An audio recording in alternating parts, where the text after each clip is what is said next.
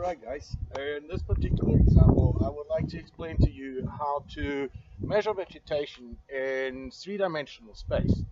So in this case we're looking at an assembly of shrubs and trees and things like this. So the way this is done in practice is that in the field you determine the amount and the location of a variety of transects and you set them up. These transects are usually anywhere between, depending on the purpose, anywhere, my ones are usually 30 by 10 meters.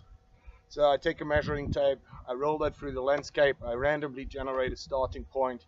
So that starts somewhere and we're running this for about 30 meters. And in this case, I'm demonstrating this with our survey sticks. So, and you see that these survey sticks are arranged in a 90-degree angle to each other. So in this case, we're having one direction, which is our X direction, and we're having our Y direction, while this will be our Z component because we would like to measure that in three dimensions. So now just looking at this tree behind me, we can determine a variety of parameters, and one of these parameters would be where is my stem located along the x-axis. In this particular case, my stem is located at 3.56 meters. I could also ask, what is the dimension of my canopy?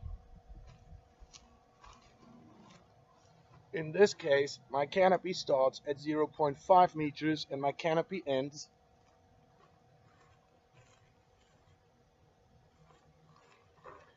at 4.55.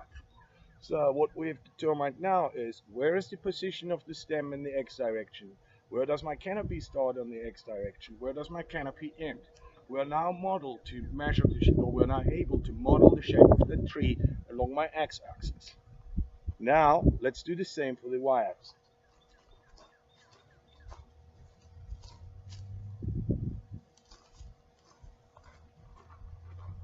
My position on the y-axis is 2.6 meters for the start or for the stem location.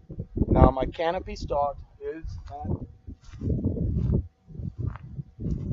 0.05 meters and my canopy end is at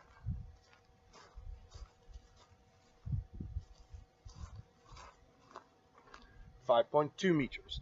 We have now a two-dimensional picture of this particular tree as we would see it or would be able to measure it on things like satellite imagery or aerial photography or other things.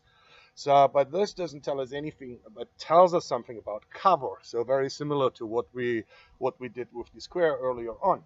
But now we would like to add a third dimension to that. So I will pick up the y-axis and we will start measuring the z dimensions. So if we look at this tree behind us, it is interesting to know where does my canopy start and where does it end. And this is significantly different. For this particular woody vegetation here, the canopy start is very low to the ground and the canopy end is also relatively low. While in this example of the oak tree, where this one ends is roughly where this one starts. And we would like to include these measurements in order to be able to estimate the amount of woody biomass production. It is also useful for assessing fuel loads with regards to fire risks and a couple of other parameters. So in our case,